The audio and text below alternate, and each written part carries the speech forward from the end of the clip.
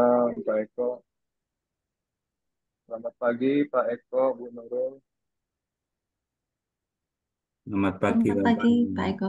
Pak Bin. Selamat pagi, Bu Nurul. Ya, selamat pagi, Bapak. Baik, mungkin kita mulai ya, Pak Eko. Monggo, bisa, Bapak. Waktunya kami diberi sampai jam berapa, Bapak? Sampai setengah 11, Pak. Sampai setengah 11, 90 menit kurang lebih, Bapak. Ya. Jadi 90 Iya. menit, Pak Eko dan Bu Nurul. Baik, Bapak Ibu, mahasiswa sekalian. Assalamualaikum warahmatullahi wabarakatuh. Waalaikumsalam Waalaikumsalam warahmatullahi wabarakatuh. warahmatullahi wabarakatuh. Selamat pagi dan semoga kita semua dalam keadaan sehat. Pak Eka dan Bu Nurul dari Universitas Negeri Semarang, kami ucapkan selamat datang.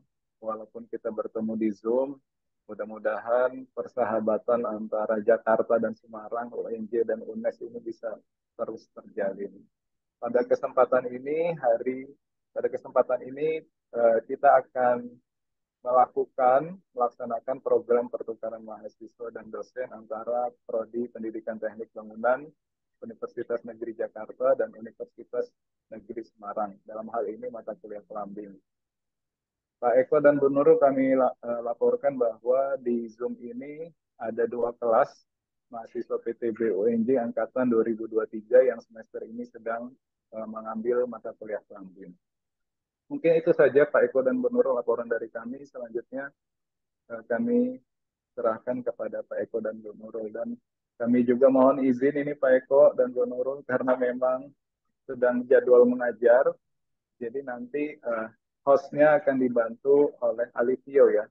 Alivio sebagai host nanti bisa dibantu oleh salah satu rekannya mungkin ya Alivio ya. Baik, Bapak. Ya. Silakan Pak Eko dan Bu Nurul. Baik, terima kasih, Pak Akbin. Mohon izin saya mulai untuk masuk ke perkuliahan. Monggo apabila Bapak ada tugas atau kepentingan lain bisa dilaksanakan juga, Bapak. Terima kasih Pak Eko. Saya jadikan co-host juga mungkin ya atau host Bu Nurul. Iya, ya, Mohon Bapak, izin ya Bapak. Bu Monggo. Nurul. Ya, saya mohon izin Pak Eko, Bu Nurul. Silakan Bapak, Oke, semoga monggo Bapak, ada lagi. tugasnya berjalan lancar, Bapak.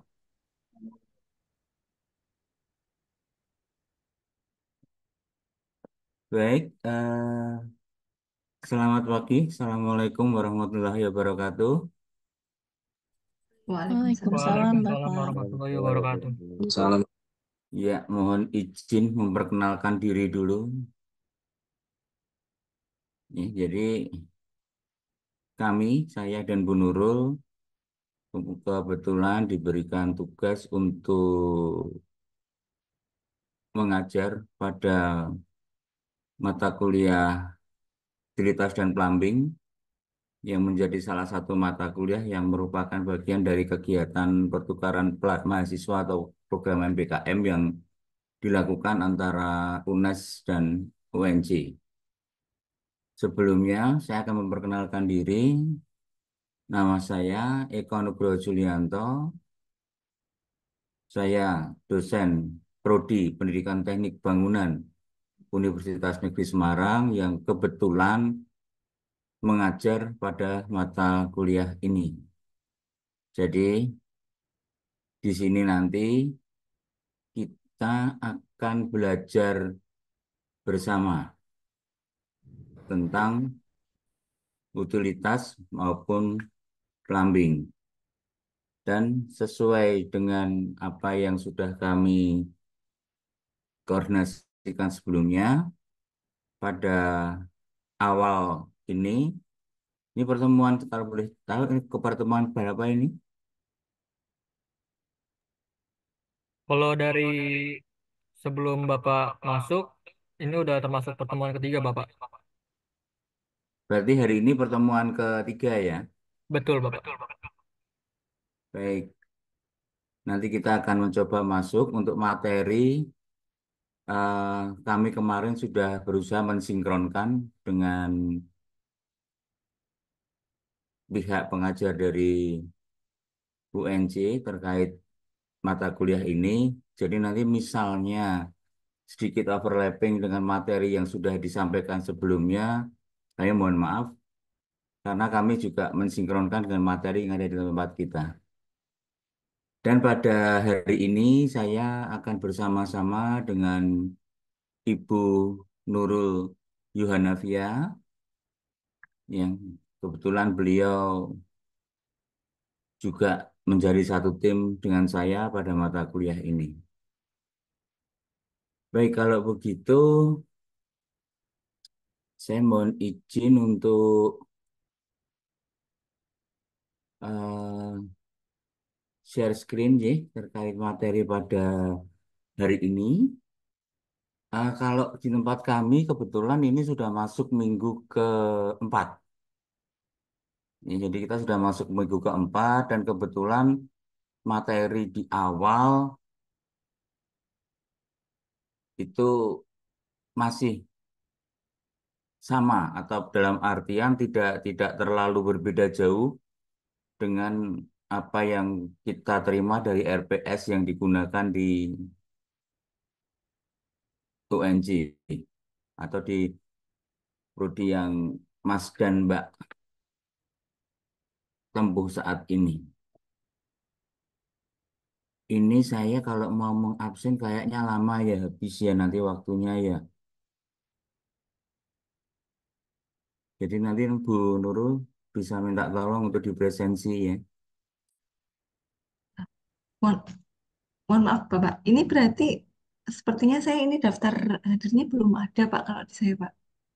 Enggak, kita presensi saja, kita bisa Oh, saya bisa ini. mendokumentasi. Oh, iya, iya, iya. Saya nanti mendokumentasikan untuk kehadirannya Pak. Jadi nanti tetap ada apa namanya Iya, histori perkuliahannya. Nggih, Pak. iya, Terima kasih. semoga nanti Bu Nurul yang mohon dibantu untuk Nggih, mendokumentasikan siap Pak. Nggih. presentasinya. Siap. Baik, mohon izin saya mau masuk ke materi. Pada materi kali ini saya masih kalau di tempat kami masih berjalan yaitu perencanaan sistem air bersih. Jadi kami akan menggunakan materi yang sama dengan materi yang ada di tempat kami yaitu tentang perencanaan sistem air bersih.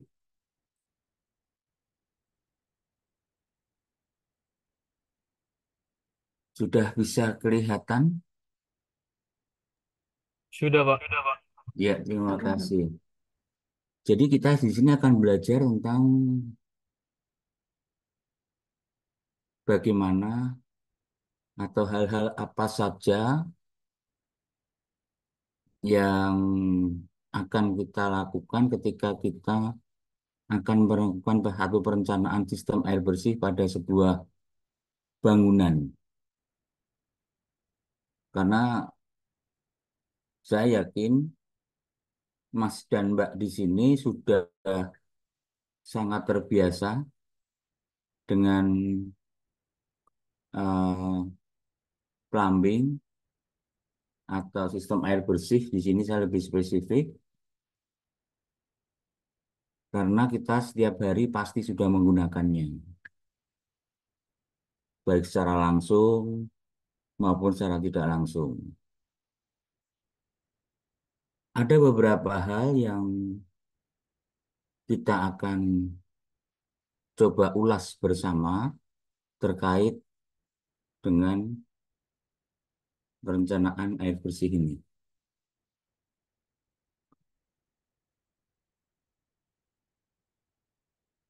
Baik, ketika kita bicara air bersih, pertama yang kita lihat atau sering amati adalah pipa.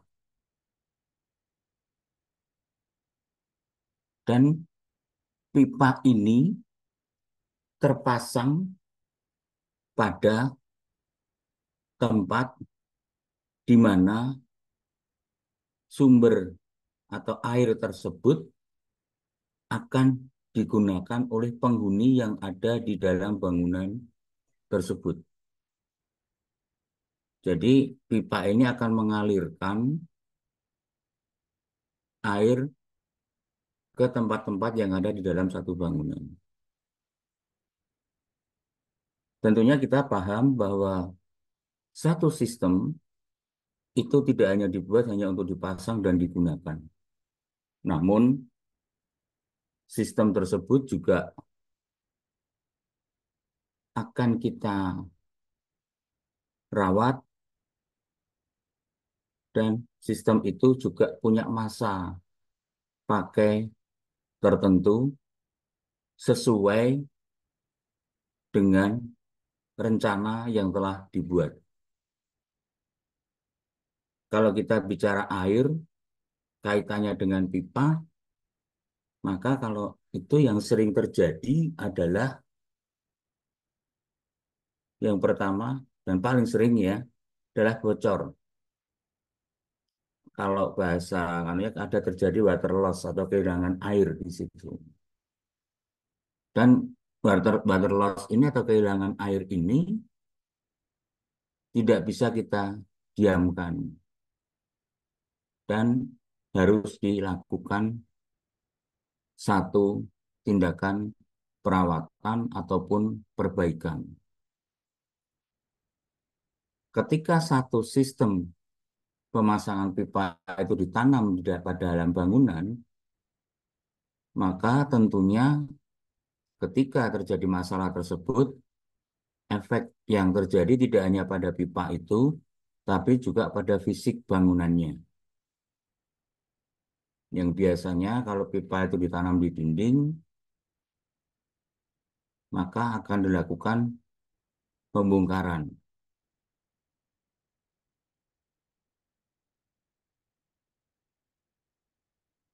Dan kecenderungan kita untuk mencari di mana titik terjadinya kerusakan itu juga cukup sulit. Mengapa saya katakan sulit di sini? Karena ketika satu zat cair berada di dalam satu atau ditanam dalam satu bahan yang berpori, karena di sini saya menganggap dinding itu adalah satu bahan atau satu bentuk pasangan yang di dalamnya tidak 100% solid, tapi ada pori di dalamnya, maka ketika ada zat cair di situ, maka zat cair akan masuk ke dalam atau mengisi pori-pori tersebut. Sehingga belum tentu di mana terlihat itu basah, belum tentu kebocoran terjadi di titik itu. Ini yang membuat kita jadi kadang mengalami kesulitan ketika melakukan perawatan. Nah, oleh sebab itu, salah satunya ketika kita melakukan pemasangan pipa, maka kita juga harus mempertimbangkan bagaimana perawatannya nanti. Seberapa besar risiko yang harus diambil ketika terjadi kerusakan-kerusakan akibat berfungsinya jaringan tersebut atau pipa tersebut. Dalam pemasangan pipa untuk instalasi air bersih di sini, kita mengenal ada dua, yaitu sistem tertutup dan sistem terbuka. Sudah pernah mendengar ini sebelumnya atau mempelajari ini sebelumnya? Sudah ya? Baik. Instalasi pipa air sistem tertutup adalah satu instalasi yang biasanya kita lebih mengenal dengan sambungan melingkar. Artinya, kedua ujung pipa nanti akan tersambung kembali pada satu titik di mana percabangan itu dimulai. Biasanya ini adalah pipa yang primernya dulu dari keseluruhan itu atau pipa induknya, pipa primernya itu akan tersambung kembali sebelum didistribusikan.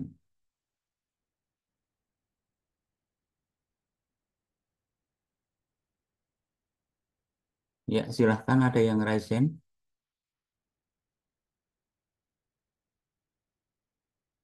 Monggo, ada yang raise hand, ada apa? Oke, saya lanjutkan. Jadi, secara sederhana, pipa yang akan menjadi atau mendistribusikan air ke seluruh bagian bangunan itu akan kembali lagi ke titik awalnya. Sebelum atau di sini yang tidak melakukan melingkar hanya titik-titik atau pipa di mana nanti akan tersambung alat plumbingnya. Misalkan di mana ada keran, itu nanti tidak kembali, tapi pipa induknya atau pipa primernya akan kembali tanpa terjeda ya. Dan sistem ini biasanya disebut juga dengan perpipaan memutar atau loop. Kemudian yang kedua, ada instalasi pipa sistem terbuka. Pada sistem terbuka, bagian awal dan akhir atau hulu dan hilir tidak tersambung atau tidak kembali lagi. Ditinjau dari sisi biaya, sistem terbuka jauh lebih murah karena pipa induk tidak harus mengelilingi seluruh bangunan. Namun, di antara keuntungan tersebut ada kerugian yang didapatkan dalam sistem terbuka,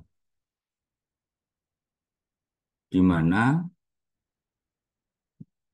keluaran air atau outtake pada ujung pipa akan memiliki tekanan yang rendah atau tekanan dalam pipa tidak akan sama. Sementara yang kita harapkan dari satu sistem jaringan pipa adalah di mana ada outtake atau ada keluaran pipa itu memiliki tekanan yang sama.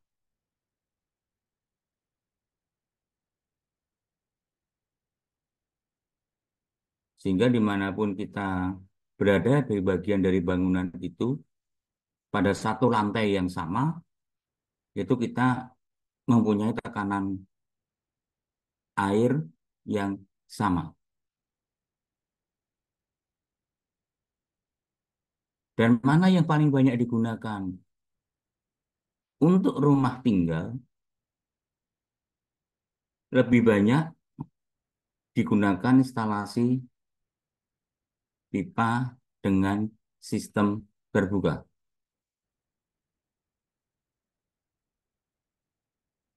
Karena ketika, ya ini kita kembali ke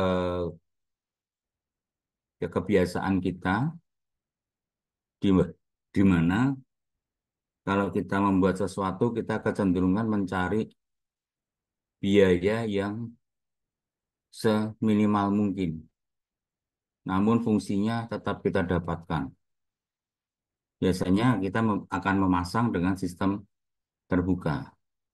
Namun dari sisi kenyamanan, lebih nyaman sistem tertutup. Karena pada semua bagian akan memiliki tekanan yang sama. Ini bisa menjadi salah satu pertimbangan ketika mungkin pada satu saat nanti saudara diminta untuk merencanakan satu sistem instalasi air bersih. Baik, dari sini ketika kita bicara dalam ranah distribusi air bersih, di mana tadi sudah di depan sudah saya sampaikan bahwa jaringan pipa atau sistem distribusi air bersih di dalam satu bangunan menggunakan pipa itu fungsinya adalah mengalirkan air bersih dari sumber menuju ke tempat luarannya. Dengan komponen utama di sini adalah jaringan pipa. Sistem pemipaan air bersih dalam bangunan ada dua sistem,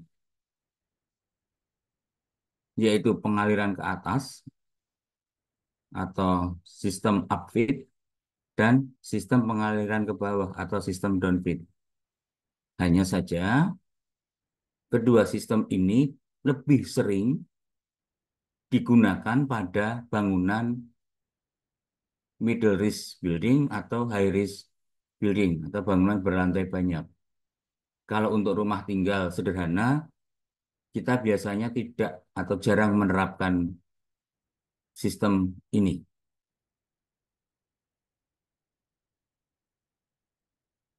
Kalaupun kita terapkan, itu dalam tingkat atau level yang paling sederhana atau yang paling gampang di sini. Oke, apa itu sistem upfeed dan apa itu sistem downfeed? Kita akan pelajari bersama. Sistem upfeed adalah satu sistem distribusi langsung dari tangki bawah dengan dipompa langsung dan disambungkan dengan pipa utama penyediaan air bersih pada bangunan. Dalam hal ini, kunci dari sistem upfeed adalah kemampuan pompa.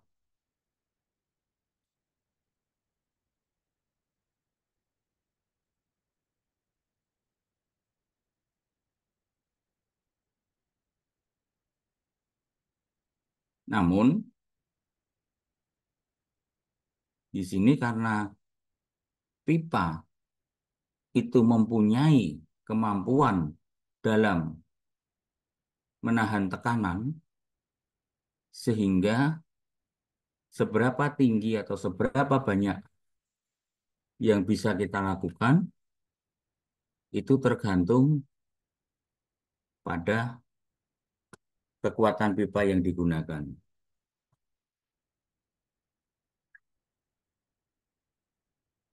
Jadi ini masih sesuai untuk perumahan, misalkan perumahan 3 lantai, rumah-rumah orang-orang yang punya gitu ya, rumah 3 lantai atau apa dengan sistem upfeed ini masih memungkinkan, atau gedung-gedung dengan lantai yang tidak terlalu banyak.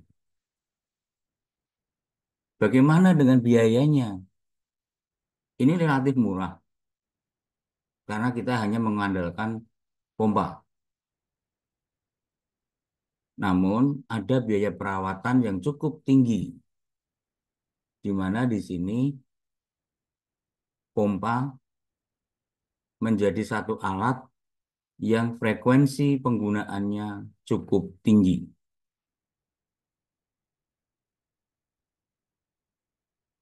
Ya, saudara bisa bayangkan ketika kita menggunakan pompa, kita buka kran, pompa nyala. Nanti kita tutup kran, pompa mati. Kita buka kran lagi, pompa nyala. Kita tutup kran lagi, pompa mati. Pasti bisa membayangkan ketika dalam satu hari kita berada di tempat tersebut dan melakukan aktivitas yang menggunakan sistem air bersih, saya bisa bayangkan berapa kali kita akan melakukan hal itu.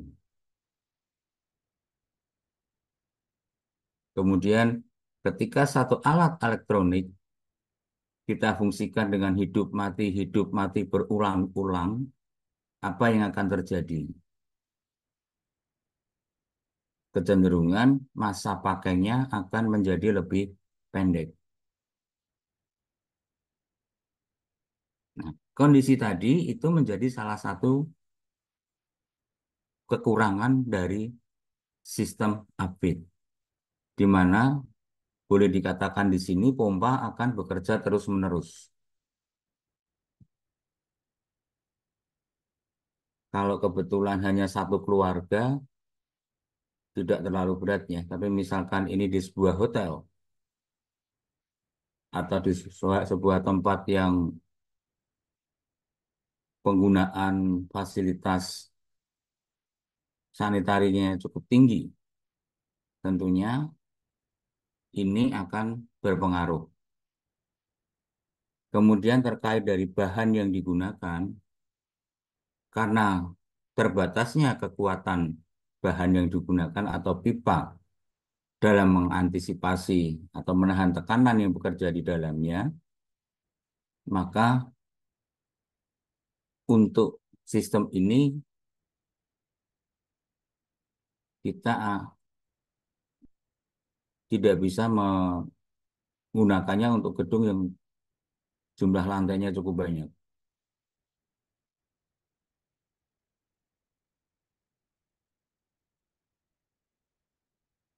Ini yang terkait dengan sistem upfit. Secara umum diagramnya adalah seperti ini. Jadi air dari sumbernya, di sini sumber itu bisa dari PDAM ataupun dari sumur.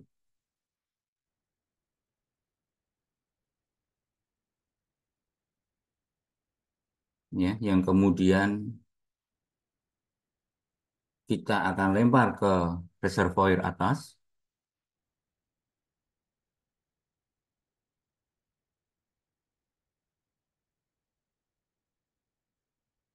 Di sini air PDAM yang diharapkan adalah yang mempunyai kontinuitas yang bagus sehingga dia pada sampai mampu mencapai pada ketinggian tertentu.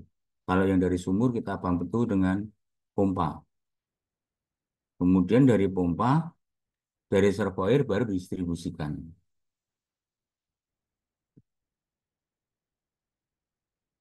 Bisa menggunakan pompa atau bisa menggunakan gravitasi.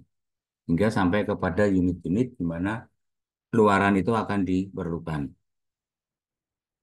Oke, kemudian kita masuk ke sistem downfeed.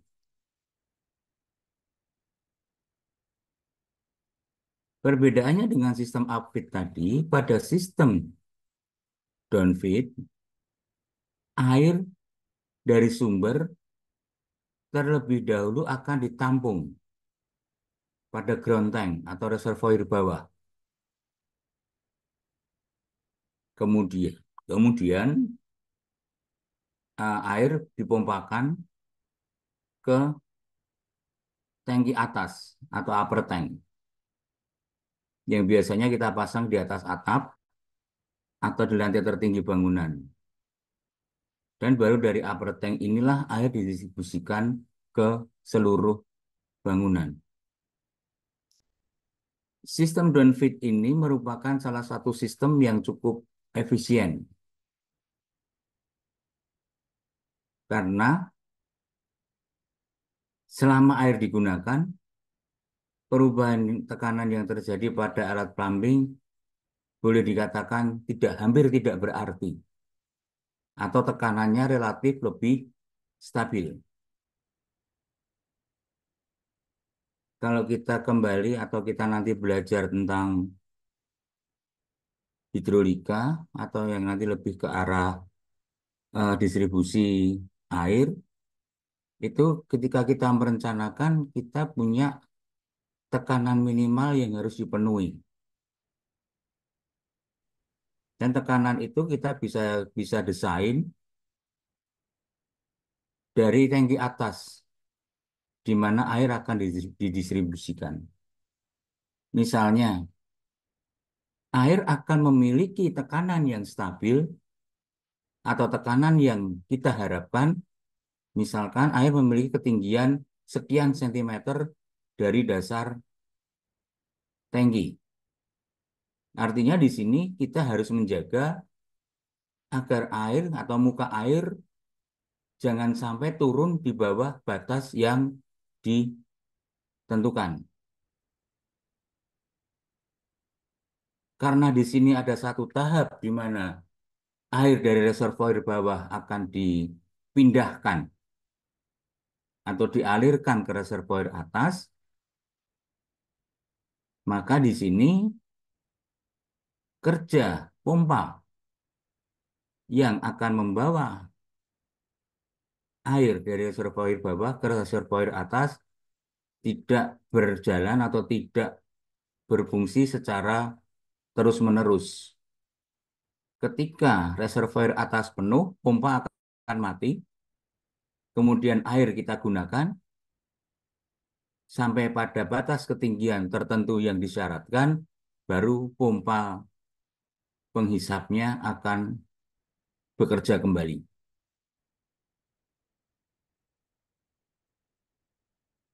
Ya, jadi di sini ketika reservoir atas masih mampu atau tekanan yang diberikan oleh reservoir atas masih cukup, maka pompa tidak akan bekerja.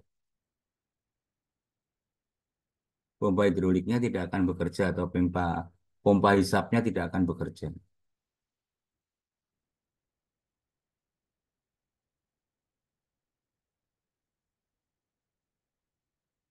Kemudian ketika dari reservoir atas baru akan di air akan didistribusikan ke unit-unit alat plumbing yang ada di bangunan tersebut.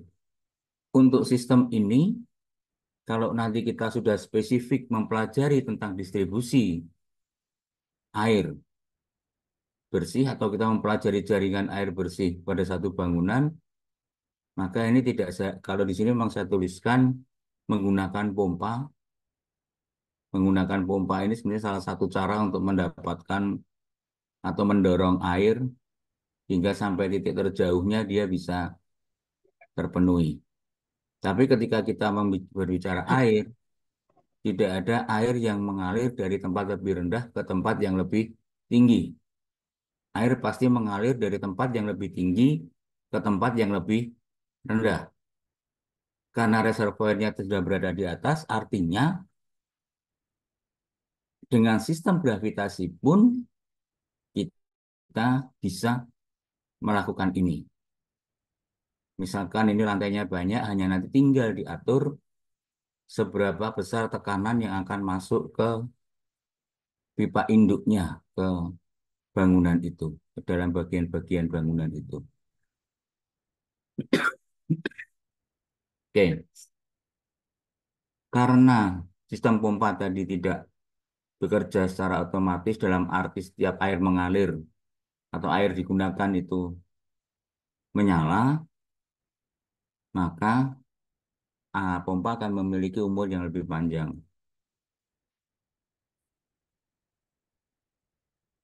Dan perawatan tangki ini, perawatan tangkinya lebih sederhana dibandingkan dengan sistem yang menggunakan tangki tekan. Kalau tangki tekan, kita memang tidak menggunakan upper tank. Air akan ditampung dalam tangki, kemudian dengan pompa air langsung didorong, di mana air harus dikeluarkan.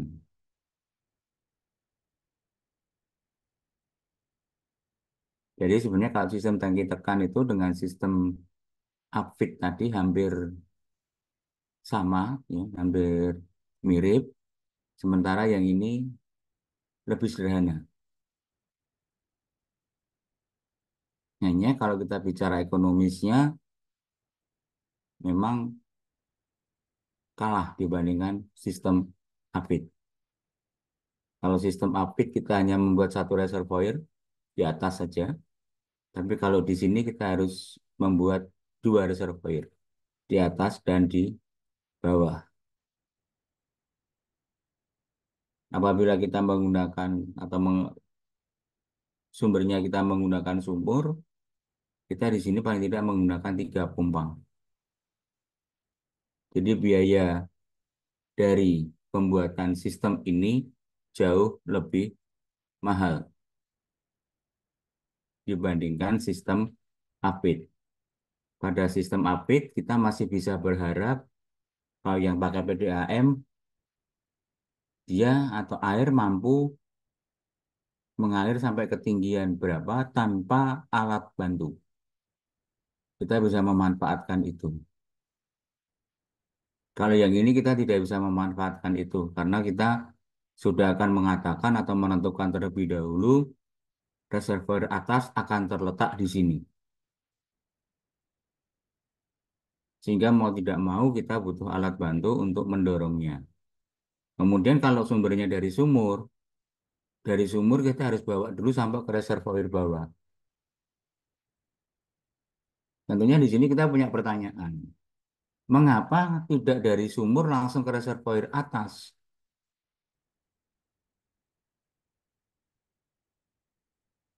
Nah, di sini di sini kita harus memahami juga bahwa tiap sumber air mempunyai debit.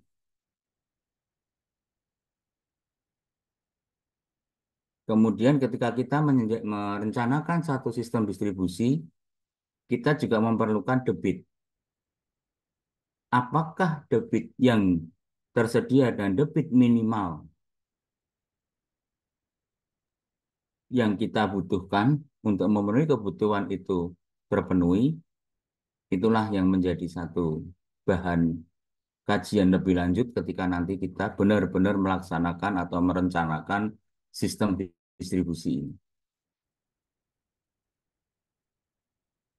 Karena ketika kita memenuhi satu kebutuhan air bersih di dalam bangunan, itu kita juga harus memperhatikan bagaimana perilaku dari para penggunanya.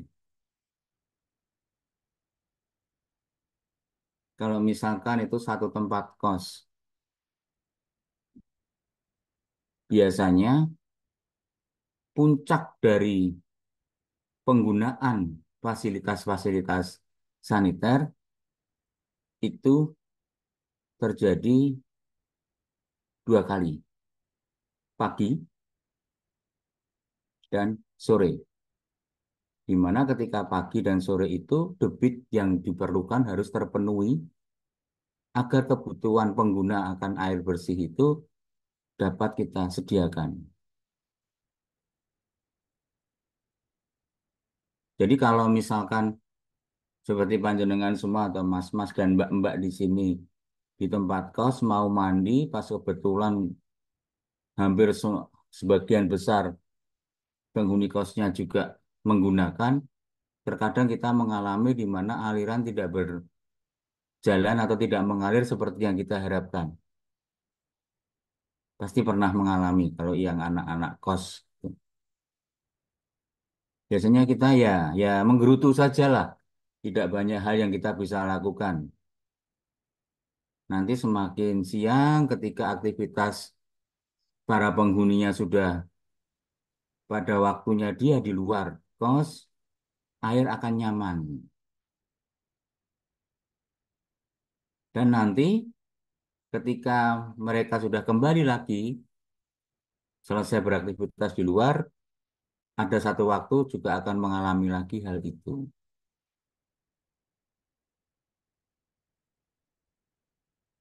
Nah, dengan ini kita satu saat nanti bisa belajar bagaimana menciptakan satu distribusi air bersih dalam bangunan yang di setiap titik outtake-nya ke titik luarannya mempunyai tekanan yang sama. Kalau sekarang sudah gampang lah. Banyak perangkat lunak atau sistem yang kita bisa gunakan. Antara kita bisa menggunakan EPANET. Itu kita bisa menghitung bagaimana men-setting satu jaringan distribusi agar misalnya kita mengharapkan di setiap outtake itu tekanan yang keluar dari kran adalah sebesar 1 atmosfer. Kita bisa pakai itu. Sehingga nanti harus diatur seperti apa, di mana harus dipasang katup untuk mengatur atau menstabilkan tekanan. Dan berapa debit minimal yang dibutuhkan agar itu bisa terjadi. Tapi saya tidak akan mengulas atau mempelajari tentang hal itu di sini. Itu nanti beda tema lagi. Di sini kita memperkenalkan dulu tentang bagaimana sistem plumbing itu berjalan.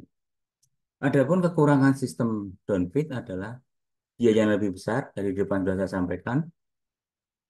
Kemudian menambah beban pada struktur bangunan karena kita biasanya meletakkan upper tank itu di dalam bangunan, seringnya terjadi semacam itu, dan biaya pemeliharaannya pun jauh lebih tinggi.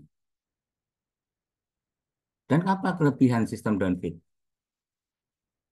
Kelebihannya adalah masa pakai pompa menjadi lebih lama.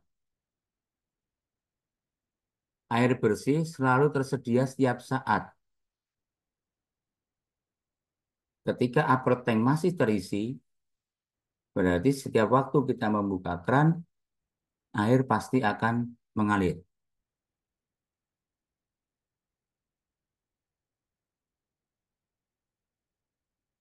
Dan di sini kalau kita mau yang lebih gampang lagi, bahwa di sini kita tidak memerlukan pompa otomatis. Pompa otomatis di sini nanti kita hanya gunakan untuk instalasi pemadam kebakaran. Jadi di dalam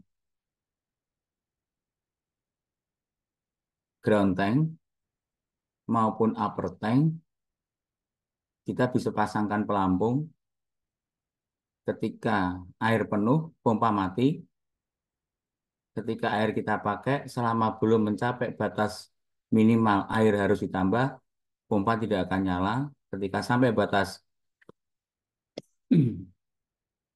tekanan ketinggian air di mana air harus ditambah, pompa baru menyala. Dan ketika pompa menyala, dia baru akan mati lagi pompanya ketika reservoir tersebut penuh.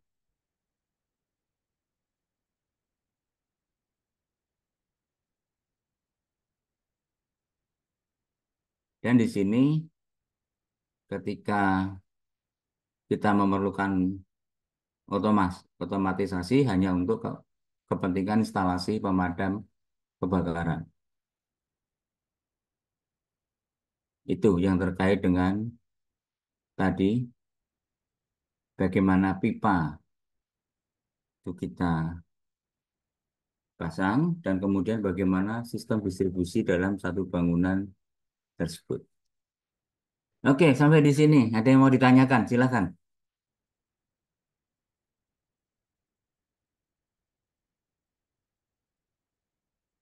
Belum ada? Kalau belum ada, saya lanjutkan lagi. Ini, kalau belum ada, saya lanjutkan lagi. Ini waktu kita cukup banyak ya. Kalau saya mengatakan 90 menit cukup banyak. Jadi nanti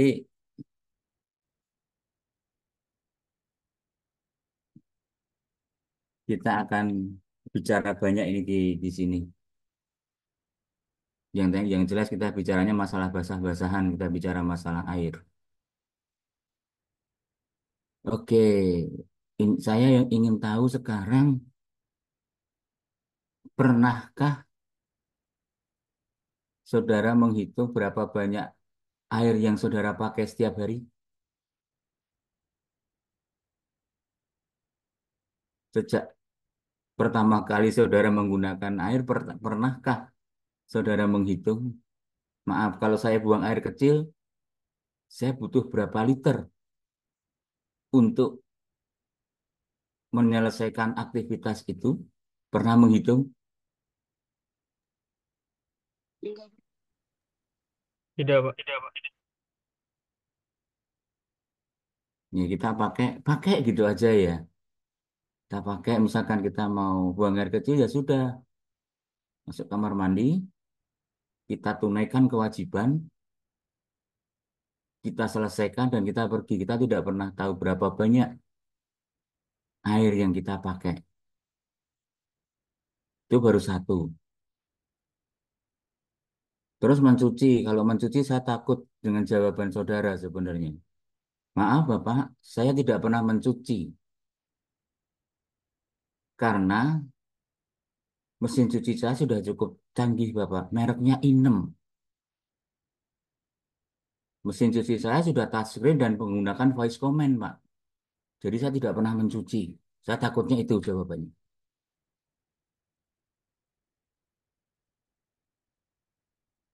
Kan enak ya, sekarang ya canggih ya. Mbak, tolong dicuci. Pundaknya disentuh. Mbak, ini pakaian kotor. Tolong dicuci. Kita taruh kotor, besok pagi kita sudah terima, sudah disetrika, wangi, sudah terlipat rapi ya. Kan canggih itu. Voice command dan touchscreen kan itu.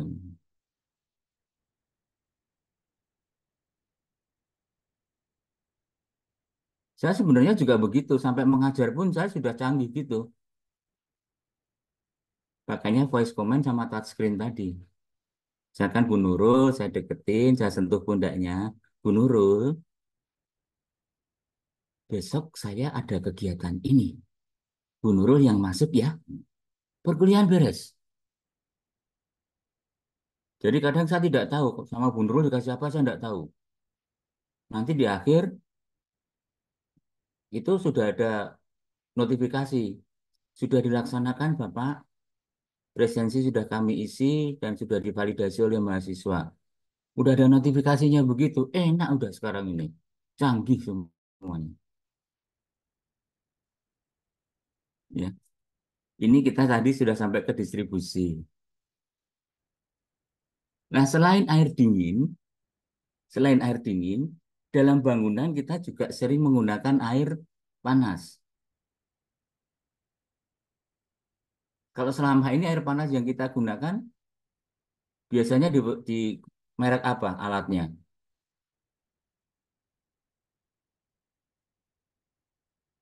Alatnya ada dua, mereknya Jawa sama Rinnai. Jawa tempat airnya, Rinnai tempat memanaskannya atau alat pemanasnya. Ya,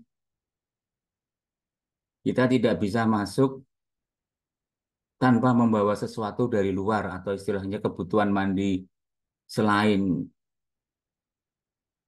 apa maaf pakaian ganti dan perlengkapan mandi kita tidak bisa harus membawa itu. Namanya ceret ya kalau di Jawa dibilang begitu. Kita bawa itu berisi air panas yang sudah kita panaskan sebelumnya, baru kita campur dengan air dingin untuk kita bisa menikmati air hangat. Namun di sini kan sekarang sudah maju ya untuk membuat air hangat ketika mandi sudah ada alatnya. Tinggal on off saja atau terkadang buka keran air panas dia sudah langsung berfungsi alatnya. Nah, sekarang ketika air panas itu untuk apa saja sih sebenarnya? Apakah hanya untuk sekedar mandi? Tidak, ada beberapa kepentingan lain sebenarnya yang juga membutuhkan dukungan air panas. Misalnya, kalau sekarang saya yakin panjenengan sering ke laundry ya. Ah, capek, bawa aja ke laundry. Besok sore kan udah kelar. Nah, ketika kita bawa ke laundry, di laundry itu kan bermacam-macam order yang dia terima. Terkadang ada pakaian yang bahannya memang menuntut perlakuan harus dicuci dengan air panas.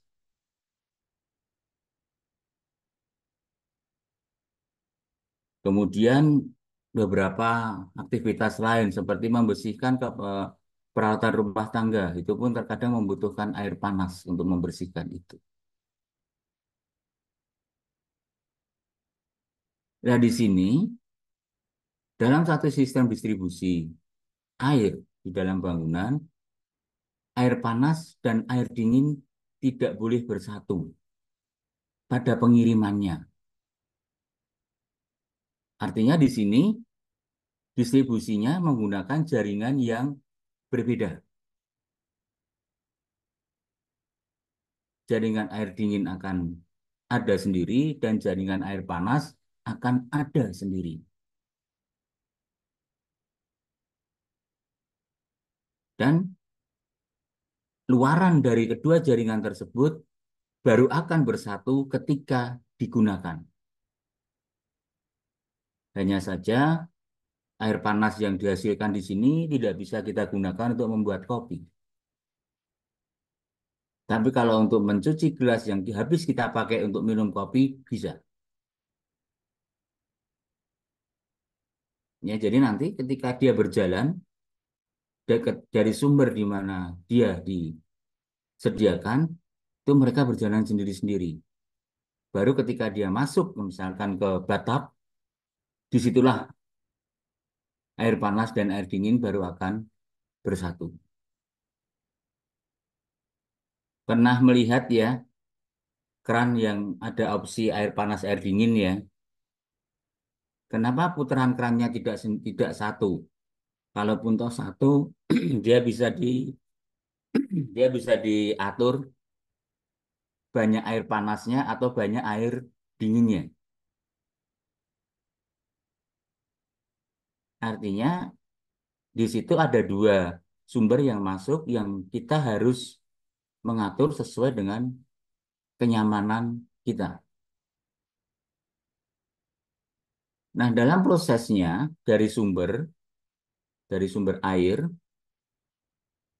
dingin akan diubah menjadi air panas dengan berbagai cara. Misalnya mulai pemanasan air dengan gas.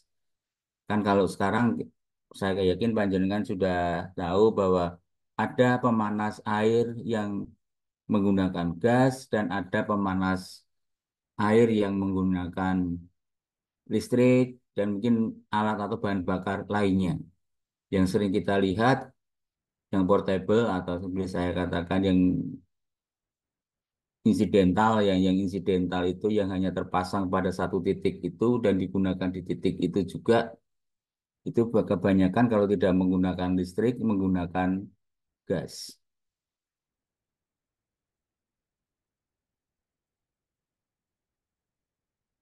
Ya, jadi sistem distribusinya kalau ini kecenderungan akan menggunakan bantuan pompa. Kenapa menggunakan bantuan pompa? Karena pada alat pemanas, kalau yang normal, biasanya dia akan menyala atau berfungsi ketika menerima tekanan air sebesar sekian. Itu dia baru berfungsi. Ketika air yang mengalir tidak memenuhi itu, maka alat tersebut tidak berfungsi.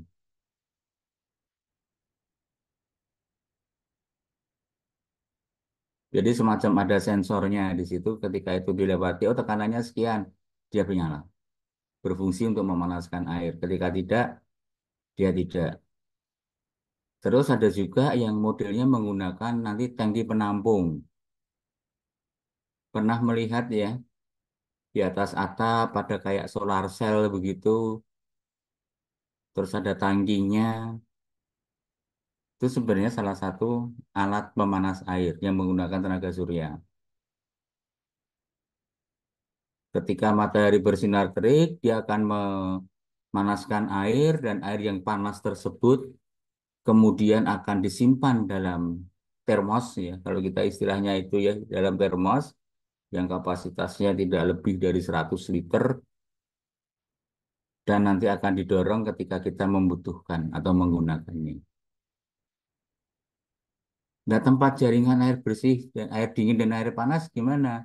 Boleh jadi satu. Jalurnya boleh menjadi satu. Jalurnya boleh menjadi satu. Tapi pipanya tidak boleh sama. Nanti akan dikode. Misalkan pipa air dingin dengan warna biru, pipa air panas dengan warna kuning, kemudian pipa untuk hidran akan berwarna merah. Itu akan ada warna-warna tertentu yang disepakati. Sehingga ketika kita merawat, yang tidak ngalir apa? Air dingin. Ya sudah, tidak usah ganggu yang warna lain. Jadi air pun berpartai. Mereka punya tempat yang memiliki warna. Dan warnanya tidak bisa dicampur dan diganggu. Kalau dicampur dan diganggu, maka semua sistem, semua fungsinya akan berubah. Kalau yang bermasalah dingin ya sudah, cek aja semua pipa yang memiliki air yang sama. Ketika kita memasang jaringan distribusi di dalam satu bangunan, kita sudah merencanakannya terlebih dahulu. Kalau bangunan berlantai banyak, ya, kalau bangunan berlantai banyak, biasanya di bawah plat lantai akan dipasang satu ducting untuk meletakkan pipanya di atas plafon lantai bawahnya. Pipa akan diletakkan sehingga ketika terjadi permasalahan, nanti ada titik-titik tertentu yang kita bisa gunakan untuk melakukan kontrol pada jaringan tersebut. Berarti ini sudah untuk distribusi atau sistem air bersih sudah, air dingin dan air panas. Kita akan mencoba materi selanjutnya, tapi sebelumnya ada yang mau tanya, enggak, harapan saya tidak. Karena tadi dibuka awal tidak ada yang tanya, harapan saya ini pun tidak ada pertanyaan lagi. Karena masih cukup gampang. Kita bisa melihat langsung kalau yang ini. Kita masih bisa melihat langsung. Kalau kita sering ke mall, kadang kita parkir di basement. Kalau kita melihat ke atas, di bawah plat lantai, digantung banyak pipa. Yaitu mungkin itu adalah salah satu penempatan dari pipa distribusi air tadi. Baik, saya lanjutkan. Ketika air akan mengalir di dalam pipa, maka kita membutuhkan diameter tertentu agar pipa atau agar air bisa mengalir dengan baik. Nah, di sini yang kita pahami selama ini dan mungkin saudara sudah pernah mempelajari pada tingkat pendidikan sebelumnya, kecenderungan pipa itu akan semakin mengecil.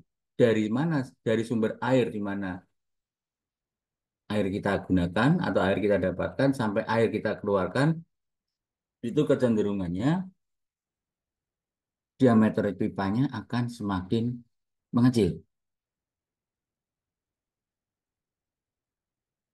Itu kalau tidak salah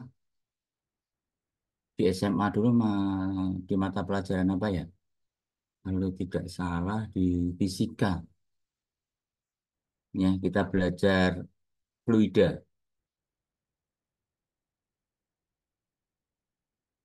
Yang sama saya masih ingat adalah ada gambar tandon air, kemudian ada lubangnya, kemudian kita diminta menghitung berapa kecepatan aliran air yang keluar, berapa tekanannya, berapa jaraknya. Biasanya kita diminta menghitung itu kalau dulu di SMA, seingat saya. Karena saya SMA itu di tahun, saya masuk SMA tahun 88. Maka sudah sangat lama dan jujur saya tidak pernah memegang materi fisika lagi secara langsung. Sehingga apakah masih benar itu atau sudah ganti karena kurikulumnya sudah berganti sekian kali. Apakah masih ada materi itu? Saya tidak tahu. Ada beberapa asumsi yang kita gunakan ketika kita merencanakan diameter pipa. Yaitu pertama adalah kecepatan aliran. kita harus memiliki asumsi tentang kecepatan alirannya, kemudian asumsi tentang kehilangan tekanan sepanjang pipa,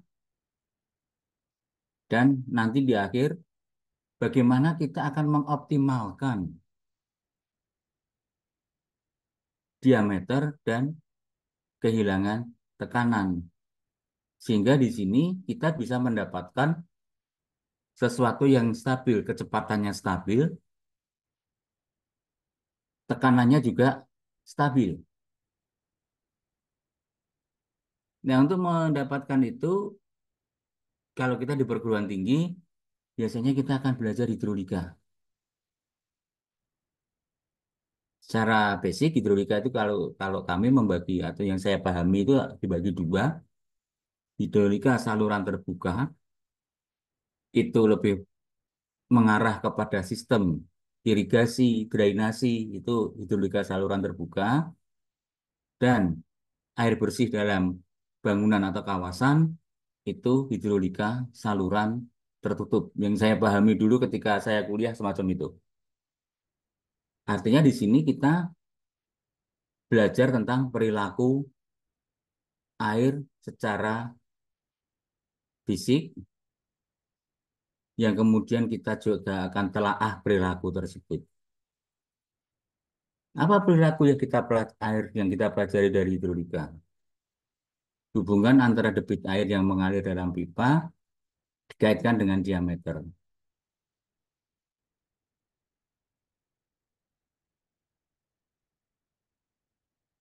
Nanti di sini yang akan timbul apa? Ada tekanan, ada kehilangan energi, dan ada lain-lain lagi yang muncul ketika kita melakukan analisis terhadap fluida yang bekerja pada satu tempat dengan diameter yang sama. Oke, dalam menganalisis aspek cairan atau air dalam pipa, kita selalu berasumsi bahwa air atau fluida itu mempunyai sifat incompressible atau diasumsikan tidak mengalami perubahan volume atau isi bila terjadi satu tekanan. Ya, kita bisa melihat misalkan satu tempat kita isi air, kemudian kita dorong atau kita tekan, dia volumenya bertambah enggak? Tidak. Tapi tekanan yang bekerja karena kita berikan tekanan, tekanan dalam itu yang akan berubah.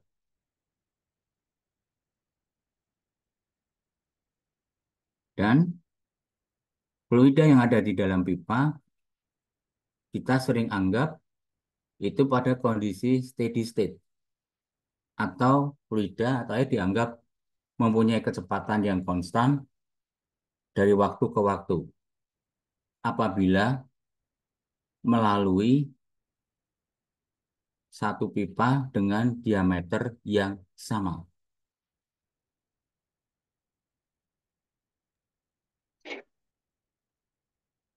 Kemudian air atau fluida yang ada dalam pipa kita juga anggap dalam kondisi uniform flow atau mempunyai kecepatan yang seragam sepanjang pipa yang dilalui dengan diameter yang sama.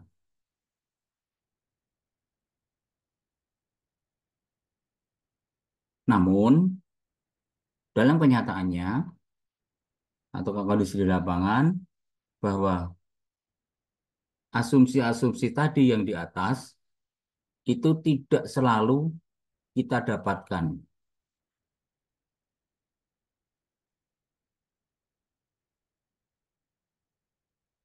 Kenapa tidak kita dapatkan? Fluida tidak mengalir secara kontinu.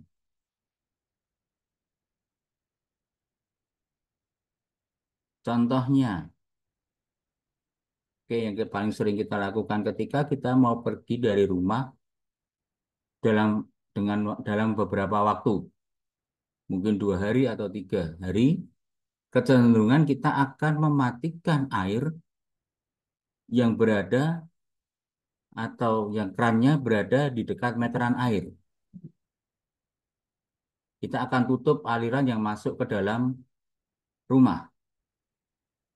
Nah, pada saat kita menutup keran tersebut, itu sebenarnya terjadi satu kejadian di mana ada perubahan diameter pipa.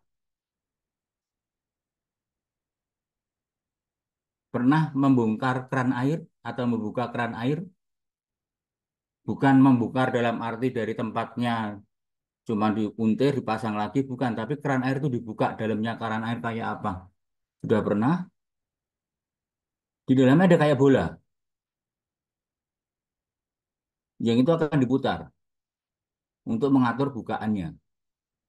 Nah, ketika itu terjadi, artinya akan ada perubahan diameter pada pipa.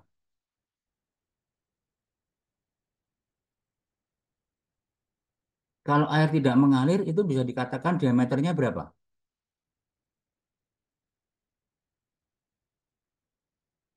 Kalau ada keran tadi, ketika air tidak mengalir di situ, berarti artinya diameter pada titik itu adalah 0. Kenapa? Airnya nggak keluar. Kalau dia ada diameternya, pasti air akan keluar. Karena sifat dari air. Dia akan mengisi ke semua bagian. Dia akan mendorong ke segala bagian.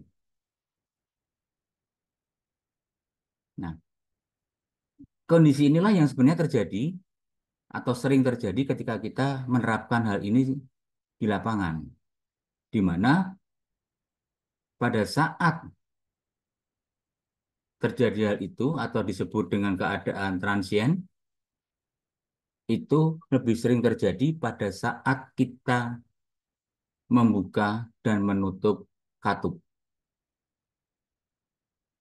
Dalam bahasa hidrolikanya kita sebut katup. Tapi kalau kita bicara bendanya, yang paling gampang dan kita kenal adalah keran air. Saya yakin panjenengan sudah mengenal semua keran air dan tahu cara menggunakannya.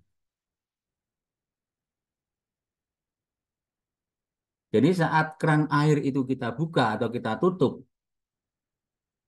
itu akan terjadi perubahan diameter. Sehingga kondisi steady flow dan uniform flow itu akan berubah.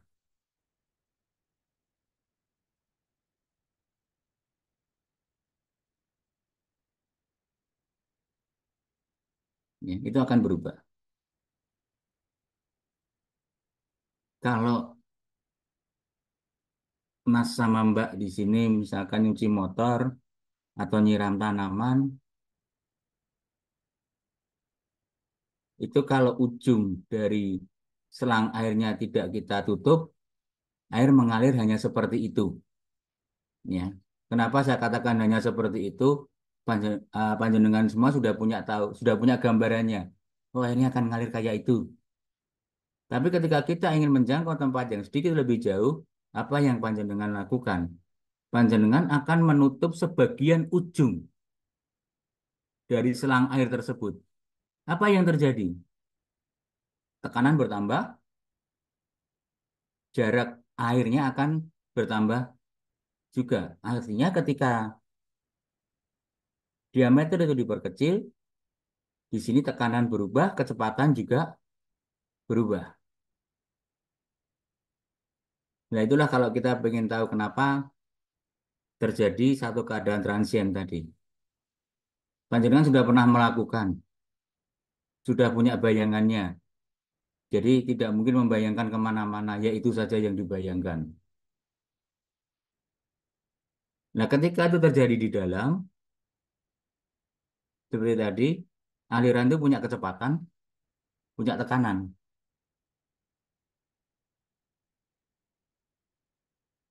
Ketika terjadi hal itu,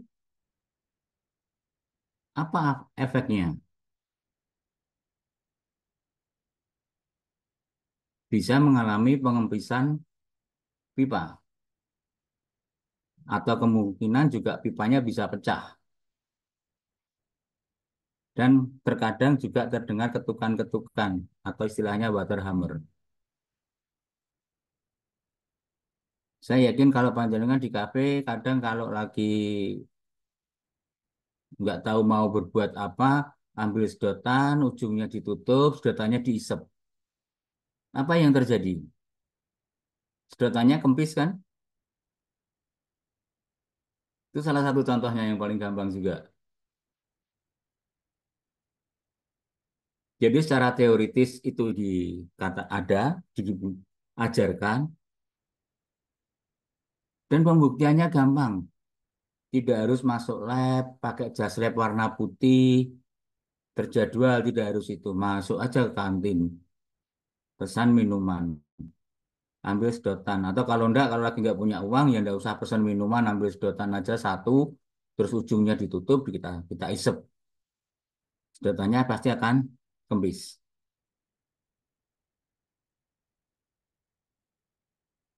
Atau saudara menutup ujungnya dan ditiup, itu bisa pecah.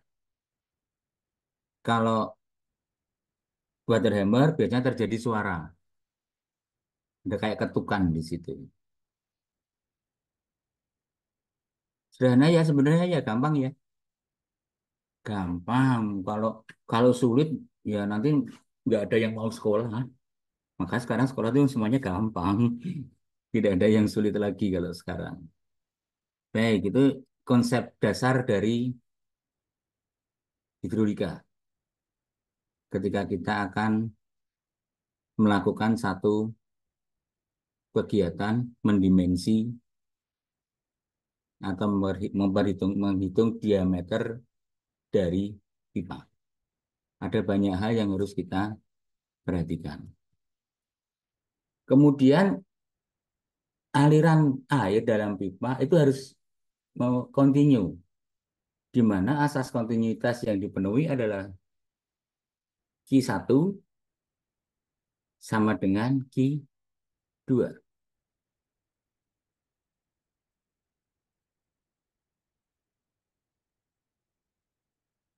Atau debitnya sama. Debit adalah volume air per satuan waktu. Debit air diperoleh dari pengalian antara penampang pipa dengan kecepatannya.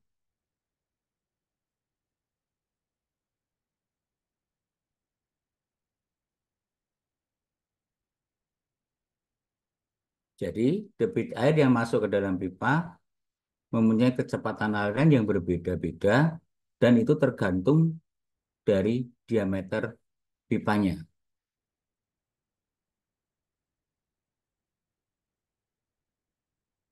Jika luas penampang pipa adalah berbanding kuadrat dengan diameternya, maka debit adalah luas penampang dikalikan kecepatan. Karena pipa berbentuk bulat, lingkaran atau bulat? Kalau penampang itu lingkaran atau bulat? Lingkaran, Pak. Iya. Karena berbentuk lingkaran, maka ada diameter atau jari-jari. Kita kembali lagi ke masa lalu kita. Bagaimana merumus menghitung luas lingkaran?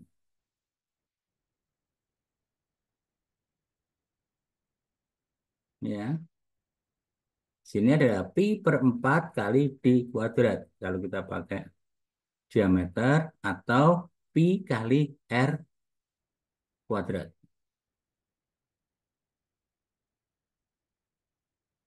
Sehingga di sini d kita dapatkan akar dari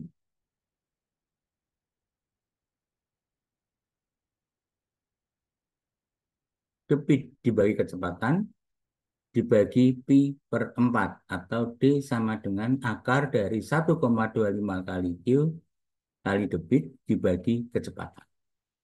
Ini rumus dasar yang kita pakai.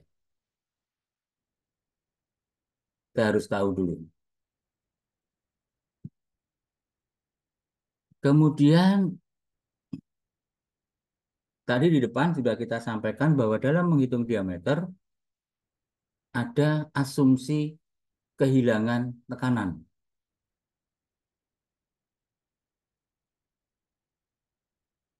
Karena tekanan biasanya terkait dengan kecepatan aliran, maka pada pipa distribusi, kecepatan alirannya itu diasumsikan antara 0,8 sampai 1,5 meter per detik di dalam pipa distribusi.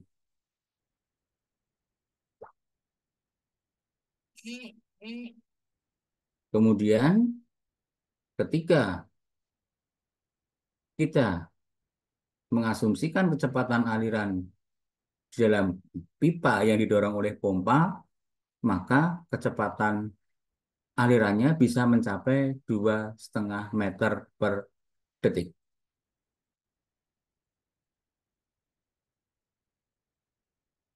Untuk menghitung kehilangan tekanan, salah satu persamaan yang sering digunakan adalah persamaan Hessenwilliam. Kenapa persamaan ini sering digunakan? Karena persamaan ini cocok untuk menghitung kehilangan tekanan pada pipa dengan diameter besar, yaitu di atas 10 mm. Dan tentunya ketika kita memilih satu persamaan untuk kita gunakan, ada aspek yang kita terkadang pertimbangkan dengan cukup serius di sini, yaitu mudah nggak rumus itu atau persamaan itu kita pakai? Gampang nggak kita memahami faktor-faktor atau unsur-unsur yang ada dalam persamaan tersebut? Kalau itu memusingkan, biasanya kita tidak mau. Ya. Persamaan tersebut secara empiris menyatakan bahwa debit yang mengalir di dalam pipa adalah sebanding dengan diameter pipa.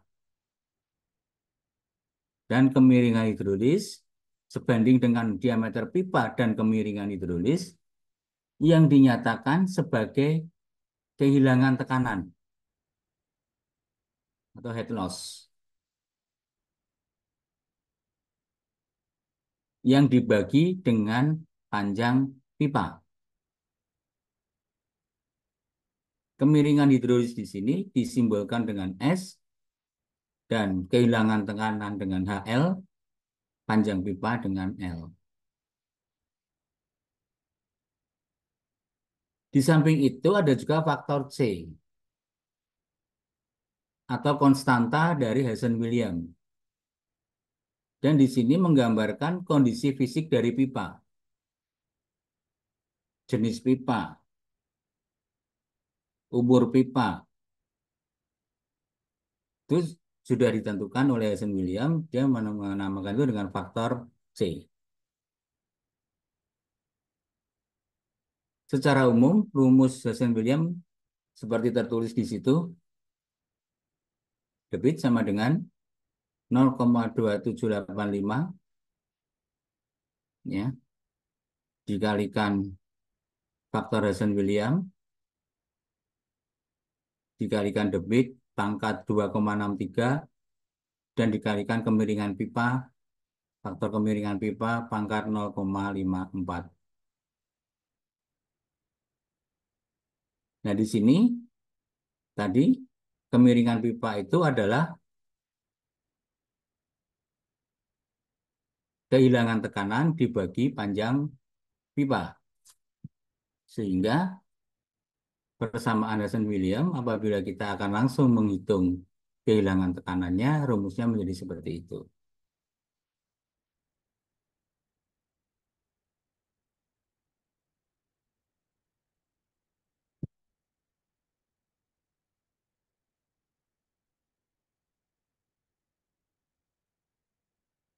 Ya, itulah sama dengan debit dibagi 0,2785 dikalikan koefisien dikalikan diameter pangkat 2,63 dipangkatkan 1,85 kali panjang pipa.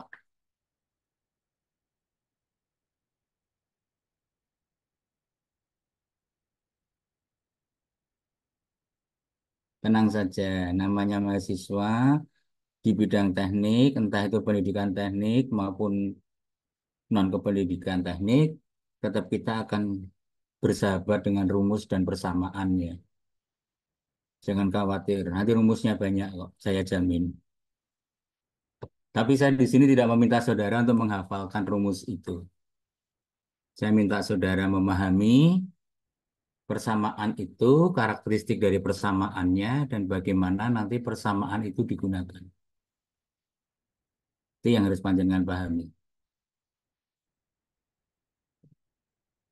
Oke, di sini apa keterangan dari persamaan tersebut sudah ada?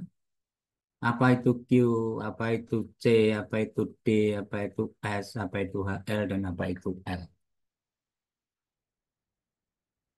Sementara tabel atau koefisien C atau koefisien Nelson-William itu seperti tabel tersebut. Kalau jenis pipanya asbesmen, maka nilai C untuk perencanaannya adalah 120. Terus kemudian PVC antara 120 sampai 140 dan seterusnya. Berarti di sini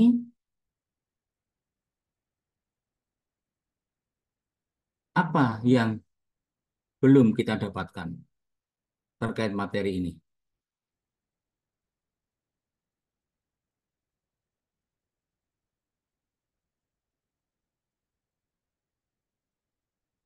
Q kita sudah bisa, Q-nya belum kita dapatkan dan diameter belum kita dapatkan.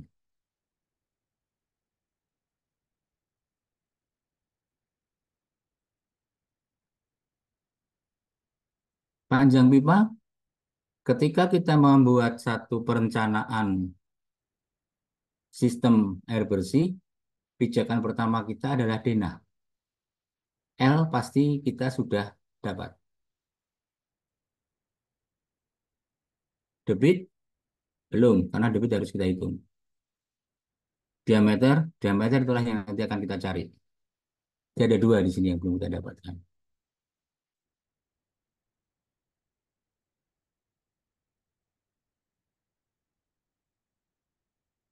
Oke, sampai di sini ada yang mau ditanyakan?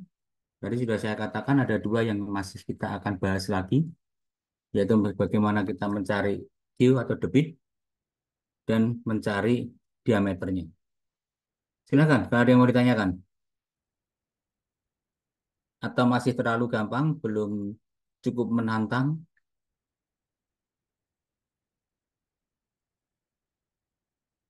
Ya, ini satu bagian dulu. Bahwa kehilangan tekanan akan dapat kita ketahui setelah semua indikatornya kita penuhi. Di sini ada debit, ada diameter. Pada tahap sampai dengan tahap ini, sampai dengan kita mengenal persamaan ini, ada dua yang belum kita dapatkan, yaitu debit dan diameter. Maka setelah ini yang akan kita lakukan adalah menghitung debitnya.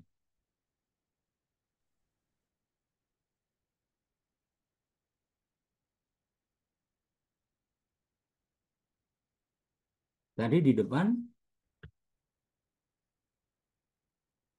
debit dikatakan sebagai apa? Volume air per satuan waktu. Ketika kita bicara volume air per satuan waktu, berarti di sini kita bicara apa? Ketika kita berkait dengan debit. Kita bercerita tentang atau kita akan banyak membahas tentang kebutuhan air.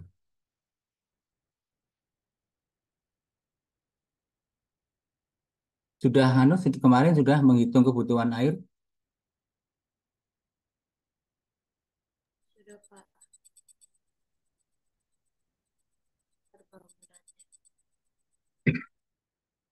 Baik, kalau belum, nanti kita akan masuk ke situ insya Allah minggu depan. Kayaknya sudah waktunya juga sudah jam 10 lebih ya. 10 lebihnya 25-an ya kayaknya ya. Jadi kita diberi waktu sampai jam 10.30, Pak. 10.30. Oh, ini ada yang menjawab sudah menghitung kebutuhan air, Pak, katanya. Di chat, Pak. Baik. Baik, kalau sudah ada yang pernah menghitung dan ini juga ada yang belum, nanti saya akan mereview saja. Ya, saya akan mereview, mengingat kembali tentang bagaimana kita menghitung kebutuhan air. Saya saya buka sedikit saja untuk ini nanti ya. Kemudian di bagian tahapan terakhir ketika kita menghitung diameter adalah melakukan optimalisasi antara diameter dan kehilangan tekanan. Kita tidak bisa mengabaikan kehilangan tekanan. Kita tidak bisa mengatakan zero loss. Tidak bisa. Tetap ada kehilangan tekanan. Namun di sini kita akan merencanakan atau kita akan menganalisis sehingga kehilangan tekanan itu mencapai titik yang paling minimal.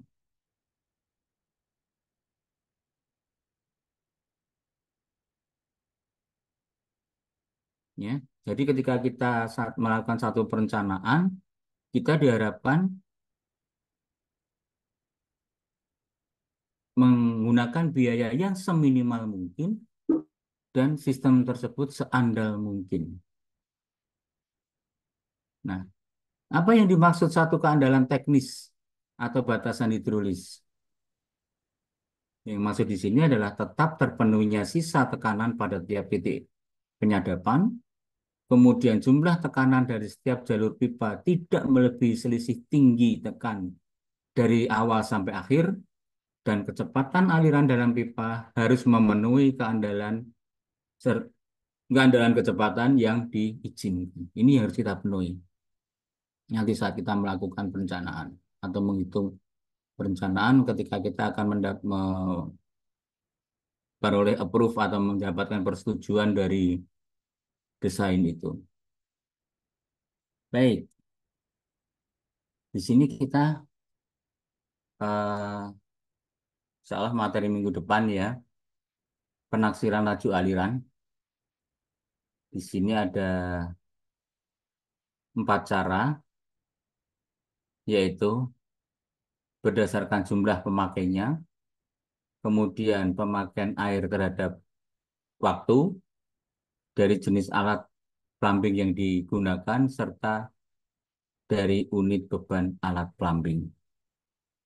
Insya Allah ini kita akan pelajari minggu depan, atau saya akan review di minggu depan, sambil mulai masuk ke bagaimana menghitung diameter. Jadi mungkin nanti untuk materi yang ini saya sedikit cepat di minggu depan, karena saya tidak tahu yang sudah menerima materi atau sudah pernah berapa, yang belum pernah berapa, tapi karena ada yang menjawab sudah dan menjawab belum, saya asumsikan panjenengan sudah mengenal materi ini, sehingga saya hanya perlu melakukan review saja. Secara konsep panjenengan sudah tahu, hanya menyegarkan dan mengingat kembali saja. Dalam materi ini saya menggunakan 2 buku, salah satunya Perencanaan dan Pemeliharaan Sistem Plumbing, yang satunya punya Sugeng Purba kalau tidak salah, yang utilitas bangunan untuk arsitektur dan sipil. Ada 2 buku tersebut yang saya gunakan sebagai acuan untuk materi ini. Jadi kalau panjenengan mempunyai dua buku itu bisa sambil dibaca, tidak usah dihafalkan, dibaca saja. Itu pun jika maaf panjenengan sempat, ya. Jadi kalau tidak sempat ya minimal tahu oh pakai buku ini, karangannya ini, minimal tahu itu. Jadi ada dua sumber yang ketika menyusun materi ini saya sumber utama ya yang saya pakai selain sumber-sumber lain yang mendukung. Baik, saya kira itu yang saya bisa sampaikan pada minggu ini. Masih ada pertanyaan? Kalau ada kami persilahkan.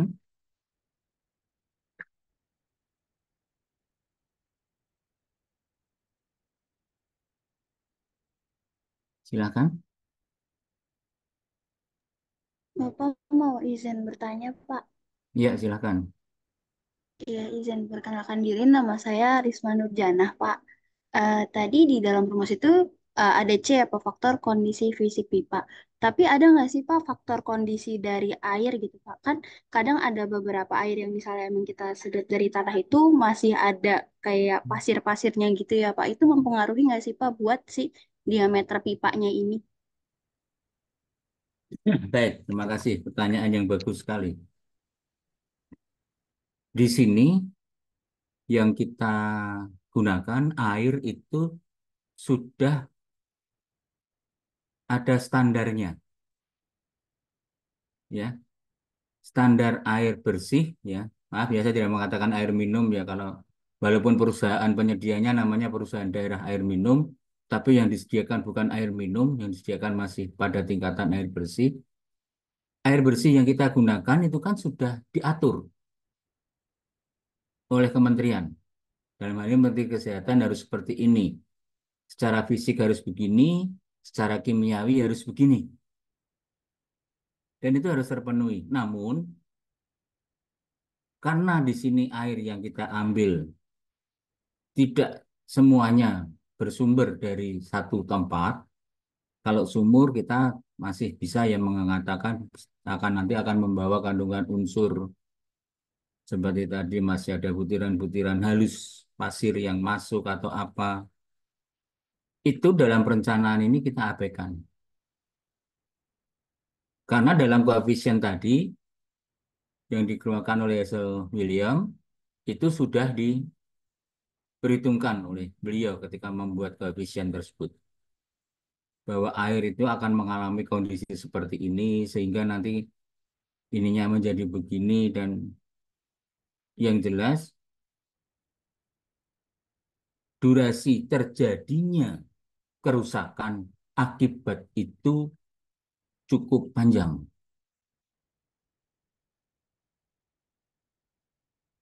Karena sampai saat ini saya belum pernah menemui satu kasus ketika instalasi air itu rusak karena gerusan itu. Justru yang sering kita hadapi adalah masalah kimianya dari kandungan air itu.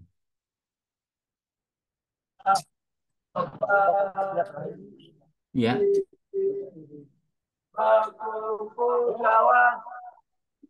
maaf suaranya menggema. Maaf suaranya menggema. Silakan.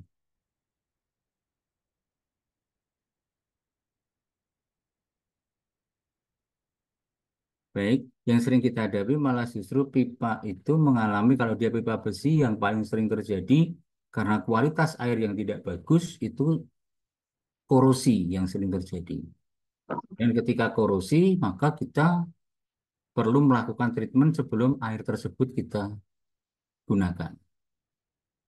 Itu yang dapat saya sampaikan. Terima kasih Bapak. Ya,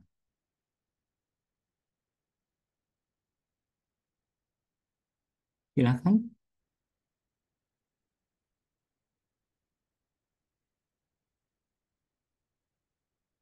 Baik, jika tidak ada lagi, Mohon maaf, ini saya sebenarnya pengen ngobrol banyak karena yang lebih asik itu bukan menyampaikan materinya, tapi tanggapan dari panjenengan semua ketika materi sudah diberikan. Itu yang lebih menarik sebenarnya.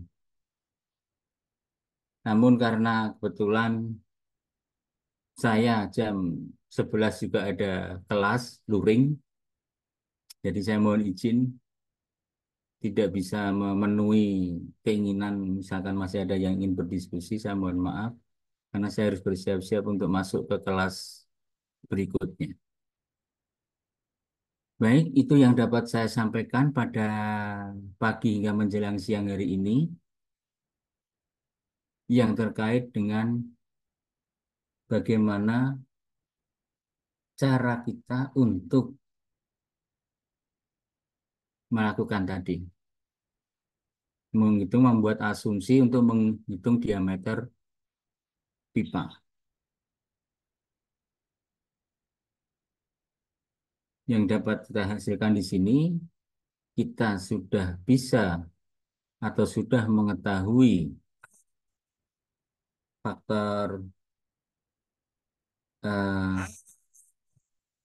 tentang panjang pipa, karena dalam kita membuat satu perencanaan sistem air bersih, kita pijakannya pada denah. Panjang pipa kita sudah dapat ukur, kemudian faktor koefisien dari bahan kita sudah temukan, hanya kita nanti akan lanjutkan dengan perhitungan debit, ya, dan kemudian head loss-nya akan kita cari. Itu yang dapat saya sampaikan, karena ini saya juga semalam itu jujur saja bingung. Kalau Bu Nurul tahu, saya kalau mengajar biasanya sering menggunakan bahasa Jawa. Tadi saya bingung, mungkin Bu Nurul lihat saya ngajar aneh hari ini, tidak seperti biasanya saya mengajar. Ya, karena kalau saya mengajar biasanya kami menggunakan istilah-istilah yang bisa mudah dipahami dengan bahasa daerah kami. Ini tadi saya sempat bingung, ini terus saya harus bagaimana ya kan? Tapi ya nggak apa-apa. Semua itu bisa kita atasi ya. Mungkin kalau ada beberapa istilah kurang bisa dipahami, kami selaku pengajar mohon maaf. Tapi kami akan selalu berusaha untuk bisa memberikan materi sebaik mungkin dan panjenengan bisa memahami materi ini, dan saya akan berusaha walaupun kelihatannya sulit, tetap saya akan buat itu menjadi lebih mudah lagi. Karena kalau saya buat lebih sulit, besok misalkan yang datang 69, besok yang datang tinggal 60, nanti terakhir habis mahasiswa saya. Oke, itu yang dapat saya sampaikan. Sekali lagi mohon maaf untuk hal-hal yang mungkin tidak berkenan pada pertemuan pagi hari ini. Insya Allah kita minggu depan bisa bertemu lagi. Mungkin bisa saya atau bisa Bu Nurul yang masuk untuk minggu depan. Itu yang dapat saya sampaikan. Sekali lagi terima kasih atas kehadirannya dan selamat siang. Assalamualaikum warahmatullahi wabarakatuh. Waalaikumsalam. Waalaikumsalam warahmatullahi wabarakatuh. Terima kasih, Pak. Terima kasih banyak, Pak. Ya, sama-sama. Monggo silakan host kalau akan menutup ruang virtualnya.